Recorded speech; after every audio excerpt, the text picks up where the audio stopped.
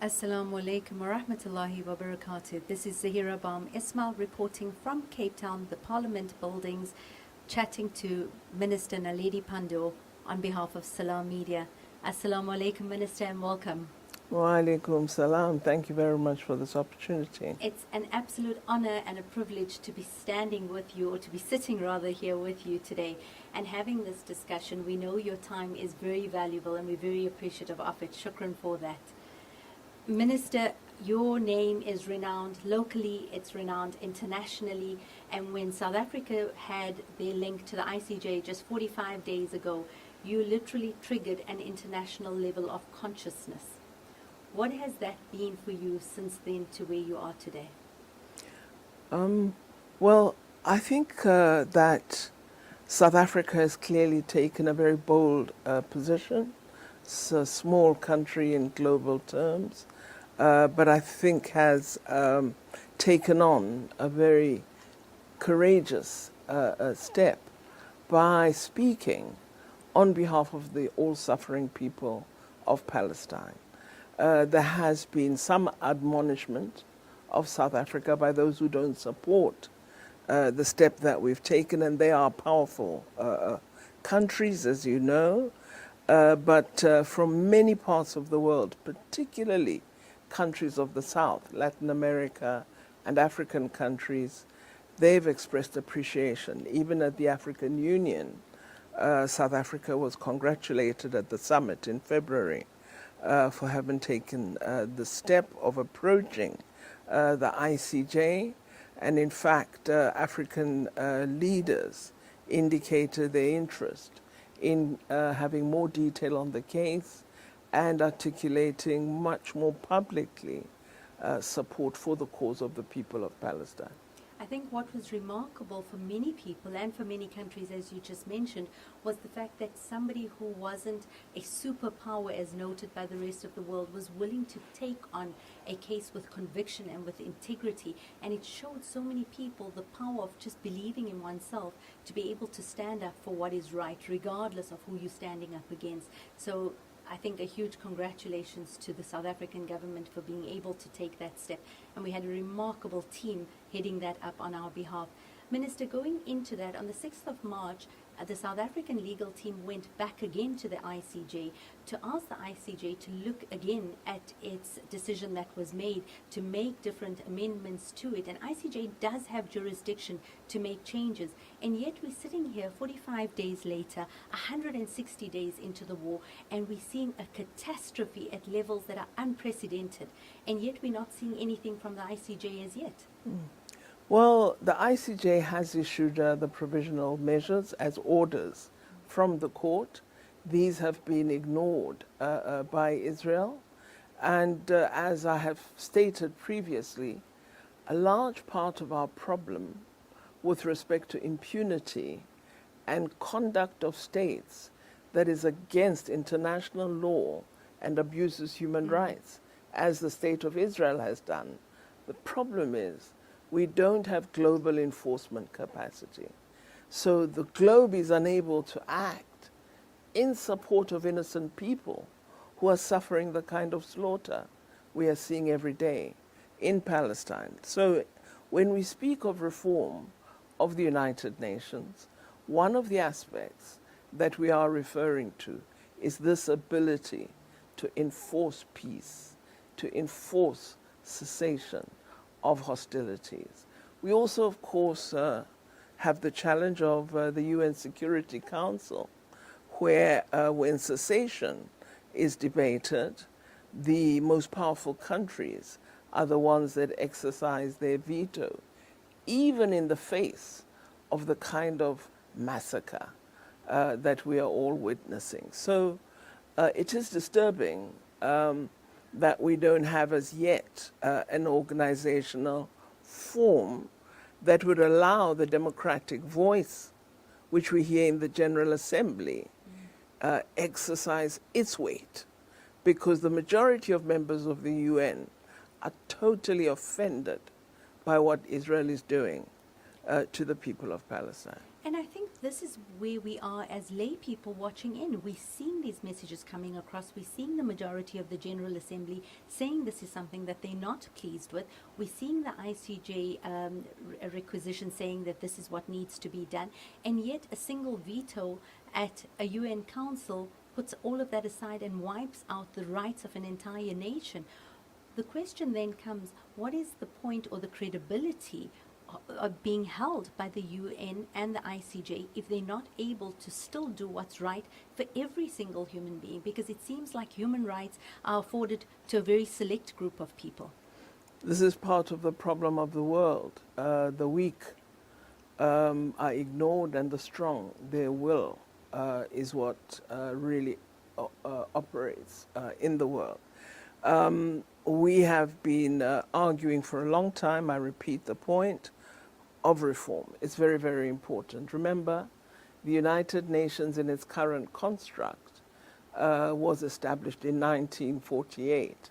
Many countries in the world were under colonial domination at that time. Today we are free nations, but we've not reconstructed the mechanisms of the United Nations. And this is clearly urgently necessary. But I don't want to undermine the important decisions that were handed down by the ICJ.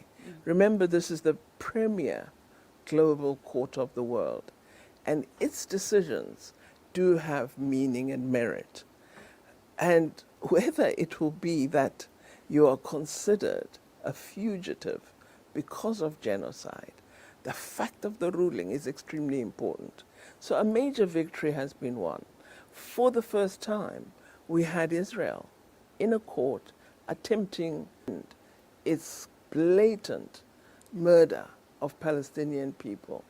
And clearly, it was obvious to everybody that the indefensible was being referred to, and their lawyers could hardly hold up a defense against the really excellent legal arguments put forward by the South African legal team. So all of that is now before the world. If we hadn't had an ICJ, if we hadn't approached an ICJ, we wouldn't have that. So while there are inadequacies and weaknesses, but we must never undermine what has been achieved. I think it's singularly important. Absolutely, and I must concur with you that the legal team that represented South Africa was phenomenal, and it did bring to light many of the atrocities that wouldn't otherwise have been there because mainstream media was not reflecting any of that. So you're absolutely right in that sense. Minister, following from that, right now we have the barricading of humanitarian aid going in, and ICJ has, and our legal teams have referred to it as being man-made, being deliberate, being predictable, and also preventable. We're sitting here listening to countries speaking about getting aid in, dropping aid in. We're speaking about ports being built, but it almost seems like that's just to buy time, because if you really wanted to get aid in, we're still arming, we've got countries who are still arming and aiding Israel in the genocide, but stop saying we'll find alternate ways to get aid in, and we think getting humanitarian aid in is possible. The dichotomy is absurd. Well, absolutely. I mean, we're just seeing a huge contradiction and countries misrepresenting their notions of human rights and international law. These are countries that for many decades have attempted to educate us about human rights, but we now understand that actually what they mean is for some and not for all.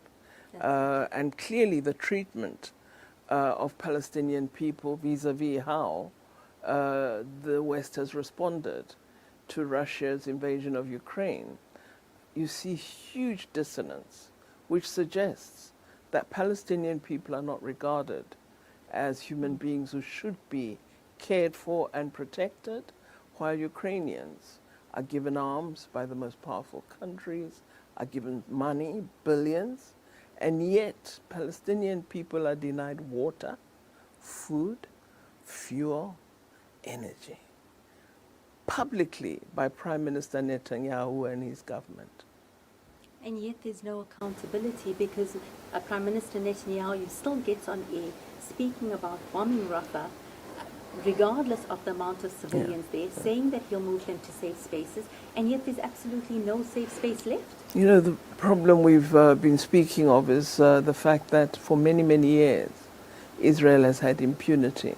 Many of us, when we talk about what's happening to Palestine today, we forget to mention that Palestine has been occupied for more than 7 decades, that the people of Palestine have not enjoyed human rights for more than 7 decades, that they're treated like third-class citizens.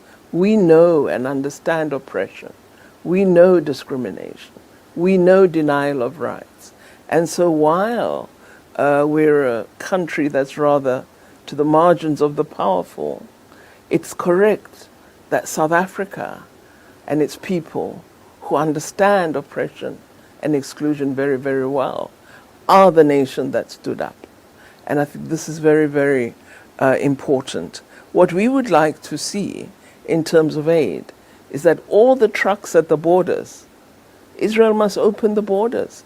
And Israel's friends must tell them to open the borders and not find alternative ways of bringing in aid, because those alternatives are saying to Israel, it's okay, you can carry on with your murder of people, with decapitation of children, with murder of women.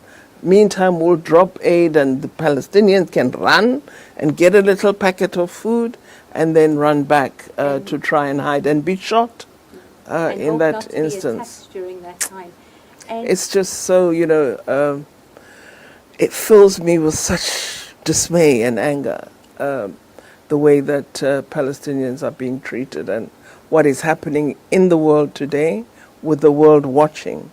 And I know there are countries with the ability and the power to make a difference, to ensure that even in the course of a conflict, people are treated in terms of international law.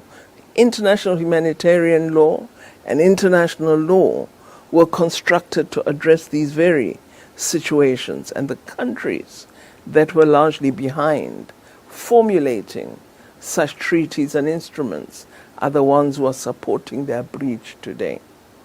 Absolutely. Minister, we were chatting to one of our colleagues in Gaza just a few days ago and could actually hear bombs in the background during that interview. And that has become such a part of their lives that they actually have no idea if they're going to be around tomorrow. Yeah. We've seen families being massacred, and yet there's still a justification for this being, oh, we're looking after civilians, we're taking care of civilians, this is just looking for Hamas. Well, I don't think every Palestinian is a Hamas activist. And so, you know, to say these are Hamas supporters is really a dishonesty, blatant lies. To say that this is a protective shield held by Hamas is totally untrue. We know that people have been murdered while trying to act on the instructions of the Israeli government when they're told to move from one part to another. As they're moving, they're being bombarded. Absolutely. So, I mean, our belief that genocide is underway is related to the incidents all of us have observed. There is no government that conducts itself in that way, or army, that can argue that it does not have a genocidal intent. When you say to people, move here, and you kill them as they're moving, next thing you say, move there, and you kill them as, it just suggests Absolutely. your intent is total elimination of the group. That's it. And the way ICJ retrospectively found that Bosnia was then a genocide, I think we're going to end up looking at history repeating itself, despite us saying all the time, never again, never while we're alive, never while we're seeing this being documented. And we're seeing parliamentarians and we're seeing the Prime Minister speaking out and openly about what he is doing. Minister, one of the statements you recently made was about South Africans joining the IDF and coming back home. Please could you elaborate on that? Well, we have a law that says that you cannot participate in a conflict in another country as a South African unless you have approached the authorities and got particular permission, and there are conditions associated with that. It may be an ally of South Africa and so on. But you can't be involved in a conflict willy-nilly, and particularly a murderous one such as this one. In terms of the law, the prosecuting authority should arrest these people upon their return to South Africa. I have written to my colleague, the Minister of Justice, and I've made a statement about the act to say that it is, in fact, within the law that these people should be prosecuted. And I hope that our government will really act on that, because people shouldn't believe that they can act as they wish and become mercenaries in wars elsewhere. Absolutely, because that opens then very many conversations and brackets. So we hope that that law does get enforced. Minister, you've got an upcoming trip to the US. How do you manage that in light of knowing what their support is, and how do you see yourself being received when you attend this event? Yeah. Well, I'm hoping that we will meet some friends in the United States. We'll meet a range of organizations, both Muslim people who support the people of Palestine, Jewish people for a free Palestine, public representatives, some who are against our support for the people of Palestine, some who are supportive. We'll also meet the former anti-apartheid organizations or civil society. So it will be a broad range. I'll speak at universities as well. So really trying to articulate South Africa's position and hopefully an understanding that an injustice is underway and that this most powerful country, as it approaches elections, needs to think about the role it is playing in engendering either insecurity or peace and security in the world. With Sunshine D margarine, the perfect addition to your seri table for spreading, baking, and cooking. Sunshine D is rich in essential vitamin A, E, and D, and is the tastiest way to get their day or night started. Sunshine D. Tastes nice, no lies. World-class financial services only at Sapphire Global, your financial partner. If you are looking for Islamic, Sharia, and ethical financial products, look no further. Sapphire Global offers a wide range of financial service offerings from short-term to life and investments. A full-service center with all financial requirements under one brand. Our highly skilled and experienced consultants are ready to help protect your financial future. Contact us on 041 001 0184 or visit our website on www.sapphireglobalfs.com. Sapphire Global is an authorized financial services provider. Southern Africa Dawah Network is a non-profit organization striving to uplift the disadvantaged and empowering through education and dawah. Donate to the SADN centers, the M.A. Motala Islamic Center, as well as our Islamic centers in Amoti, Imtalumi, Botshabelo, and Castile. Donate your zakat and lillah today. Contact Farooq Sheikh 076 321 0650, Yusuf Mohammadi 072 259 3457, or the SADN head office 031 304 8000. Our account, Standard Bank, account number 050 856 294 for your zakat, or 050 879 790 for your lillah. Dawah through education, education through dawah, the Southern Africa Dawah Network.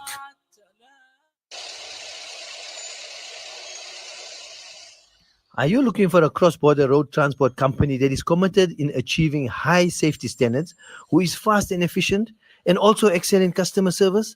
Gardi Global specializes in cross-border transport from South Africa to Mozambique, Zimbabwe, Zambia, and Malawi. Gardi Global, situated at 10 Daniel Road, Benrose, Johannesburg. For inquiries, contact our trained staff on 011 614 3108 or email info@gardiglobal.co.za.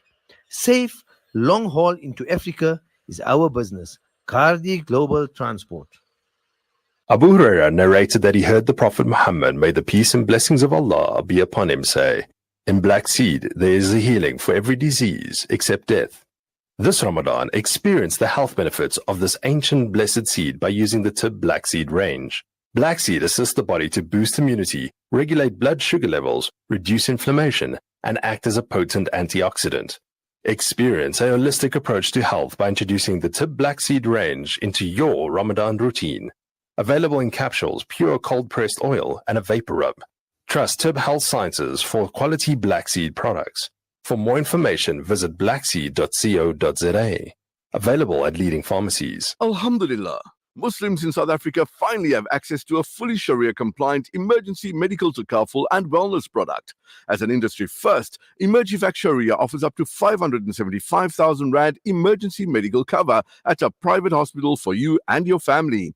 Plus, you receive 24-hour access to private ambulance evacuation, 24-hour armed response services, roadside home, and even appliance assistance services. Emergivac Sharia offers you and your family priceless emergency medical cover at a fraction of the cost of traditional private healthcare. Simply download the Emergivac app and register online or SMS Sharia to 40777. Emergivac Sharia, for when serious emergencies require seriously fast response. The Prophet, peace be upon him, said, "The best of you are those who feed others." This Ramadan, join Penny Appeal South Africa in changing lives through Feed Our World. Provide food packs, hot meals, and sustainable food gardens. Make it count. Visit www.pennyappeal.org.za or call 031 1100 573. You are listening to Salam Media live from our headquarters in South Africa. This is Salam Media, keeping you company this Ramadan. Of you fighting so strongly and being so vocal for the rights of every human being, especially the Palestinians, how do you manage your relations with Israel as a country? Well, we really don't have much of a relation. We have an embassy in Ramallah, and given that Israel is the occupier in Palestine, the diplomatic status of our embassy there is granted by the occupying state. So that is the level of relation. But we don't have official exchanges. This is a long-standing position of the government of democratic South Africa. Prior to that, of course, Israel was a firm supporter of the apartheid state, and that's something we forget. But we have not established strong relations, and in fact our embassy has been temporarily closed, and we've said when we see positive steps being taken, we will consider whether we reopen it. Minister, the move behind such a vocal support has also met with some criticism, or at least some conversations that this is lobbying for support in the upcoming elections. How do you respond to that? Well, I find it very odd, I must say, because it shows that there are people in South Africa who don't know the history of the liberation movements.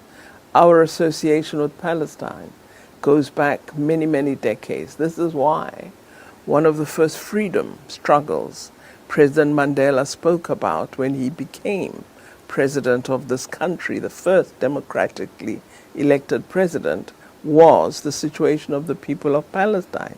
In 1995, he said, "Our freedom is incomplete without the freedom of the people of Palestine." Why? Because Palestinian people, even under dismal conditions, supported us in the international solidarity movement against apartheid, stood with us, where we trained our freedom fighters, and so were solidly working closely, particularly with the ANC and the other liberation organizations. So this is an old established relationship. And of course, we are not like other hypocritical people. We don't drop our friends and make new friends just because it suits us. We believe in international solidarity. We believe in bonds of friendship, and we believe the cause for freedom and justice is right. And we've always understood that when we sought freedom and asked others to give us a hand in that search, we then took on an obligation that when others are oppressed, we must offer support. And you have done that with absolute dignity and honor. I think, as I mentioned right at the beginning of the interview, you triggered an international consciousness. And I think what's remarkable is that you just ascertained, just confirmed also now that this wasn't a strategic move. It was actually remembering friends and doing what's right. And I think being able to give a voice to so many voiceless people, and so many people who've often found that human rights, again, only applies to a certain select group of people. South Africa has come out very strongly in saying this. How do you see yourself as a country in terms of the African Union, now overseeing things that are happening in Africa and around the world? Because I think many people and many countries will now look to South Africa for that level of consciousness. They're already doing so. I'm getting lots of letters. Well, I think we must give a solid support where there's conflict. I think conflict is really a huge problem on the African continent, because when you don't have peace, you can't focus on development. So I do think we must give increased support to resolving conflicts across the continent. We're already involved, as you would be aware, in the Democratic Republic of Congo. Our president works very hard with South Sudan as they implement their revitalized agreement, trying to draw the two parties together and other forces in that country. He has the deputy president as his special envoy who does visit South Sudan, and we are really intensifying efforts there. I think we need to do more with respect to Sudan. President has met the two opposing leaders, and we're hoping that, we can again have a sit down with the two present and begin to discuss beyond the current aggression in that country. So I think we must continue our involvement and even up it. We are in fact so involved in a range of conflict resolution initiatives that we are intending to establish a capacity within the department, because clearly this is an area in which there's a lot of work. It's important to have experts who understand conflict resolution and negotiation. So we will be creating such a unit. And I think it's important for all of us to know that so much more is being done than just in Palestine. Yes, indeed. It's being done on the African continent, and South Africa is actively involved in trying to resolve conflicts all over. Minister, lastly, what do you see going forward as being the solution to the Palestinian situation? Well, before I answer that, I just want to say that this approach to the ICJ was led by our president, President Ramaphosa, and ably supported by the initiator of this whole focus on the convention, who was Minister Lamola. I just happened to be the public face, but there's a whole team, and there was a cabinet decision on it, which is very important. It's not just the department, the whole of government discussed this matter and agreed that we should proceed. So to the next steps. Well, I think firstly we should continue to approach the ICJ and ensure that we are putting in place the rungs of evidence that will support us when we get to hear the merits of the genocide case, because that's the most important part of our case. So we need to continue. For example, as the threats on Rafah are growing, we've now written to the court again. As aid is denied and starvation is clear, we've approached the court. So we just keep at it. Don't tire and don't neglect to address this very important issue. So the ICJ case is important. But second, as we argue for cessation, and I think we must talk about that more and more and more and more, especially at the UN level, we must also push for negotiations toward a two-state solution so that we resolve this as much as we can once and for all. Of course, we don't know whether it would bring a lasting peace, but I think it would be a major step. The people of Palestine deserve self-determination, deserve to have their own state, deserve to enjoy freedom and human rights and their own institutions, just as we do. We don't want them to be walking in a corridor where they are constantly asked for an ID, where they're told where to walk. We want them to be free like us, not to be in a ghetto, which is what we experience. That must come to an end. And I think we should intensify efforts and be focused as the government, but also as the people of South Africa. I believe civil society has a critical role to play. And this is why I've asked all of us, wherever I've spoken, let's continue the campaign. Let's petition. Let's write to the newspapers. Let's explain to those who don't understand. Some think it's a religious conflict between Muslims and those of the Jewish faith. It's totally untrue. This is blatant oppression, denial of human rights, and abuse of a people.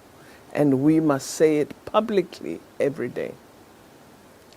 Minister, I think you've given us wise words that we can hold on to, that this is not just a government fight, but fight for civilians and active citizens as well to continue and never tire of it, because this is their daily reality that's being faced as well.